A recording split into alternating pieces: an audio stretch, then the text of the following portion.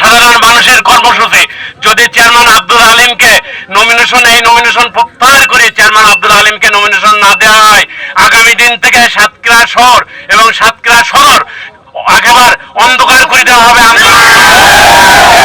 হাজার হাজার মানুষ রাজপথে নেমে আসবে, সেখানে সাধারণ মানুষ থাকবে না, সেখানে পুরুষ মানুষ থাকবে না, নারী পুরুষ সম্মিলিতভাবে সাধারণ মানুষ রাজপথে চলে আসবে। সাথী বন্ধুরা আমার, আমি আরেকটি কথা বলতে চাই যে সাতক্ষীরা 2 আসনের যে ব্যক্তিকে নমিনেশন দেওয়া হয়েছে, আমরা জানতে পারিছি উনি বহিষ্কার ছিল, এখনো বহিষ্কার প্রত্যাহার করা হয়নি। সেই বহিষ্কার প্রত্যাহার না করে তাকে নমিনেশন দেওয়া হয়েছে। আমরা তীব্র নিন্দা এবং প্রতিবাদ জানাই। সেই সাথে সাথে বলতে চাই, আগামীকাল থেকে সাতক্ষীরা শহর অন্ধকার করে দেওয়া হবে, কর্মসূচি অন্ধকার থাকবে, এইগুলি আমাদের কর্মসূচি বলে দিচ্ছি। এবং প্রিয় নেতৃবৃন্দ, আপনাদেরকে বলে দিচ্ছি, আগামীকালকে আপনার মতন চাইছেন, আগামীকালকে আমরা কখন কর্মসূচি দেবে আমরা প্রত্যেকের জানাই দেওয়া হবে, ঠিক আছে?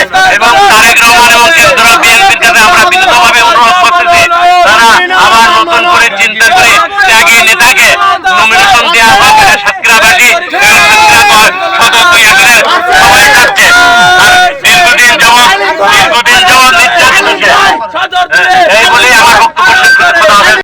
এবং দেশনেত্রী বেগম খালেদা জিয়া বিএনপি শীর্ষ নেতৃত্বের যে সিদ্ধান্ত দেবে তার প্রতি আমরা আস্থাশীল।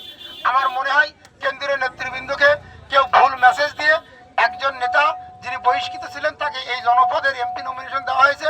আমরা চাই আগামী দিন বাংলাদেশ জাতীয়তাবাদী দল বিগত আন্দোলন সংগ্রামে 17 বছর এই জনপদের যিনি বিএনপির সেক্রেটারি ছিলেন, বিএনপির সদস্য সচিব ছিলেন এবং এই সাতক্ষীরা সদর উপজেলার একটানা 19 বছরের সভাপতি ছিলেন, অথচ তার জন্য সাতক্ষীরা সদরের প্রত্যন্ত অঞ্চলের প্রত্যেকটি মানুষ তাকে এই জনপদের এমপি হিসেবে দেখতে চায়।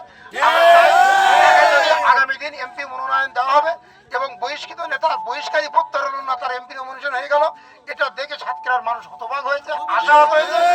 রক্তক্ষরণ হচ্ছে, এই রক্তক্ষরণ থেকে সাতক্ষীরাবাসীকে বাংলাদেশ জাতীয়তাবাদী দল উদ্ধার করবে এই আশাবাদ ব্যক্ত করে এবং আগামী দিন তারেক রহমানের কাছে আমরা বার্তা পাঠাতে চাই এবং তার নেতৃত্বের প্রতি বাংলাদেশের তারুণ্যের অহংকার, তার প্রতি আমরা আস্থাশীল।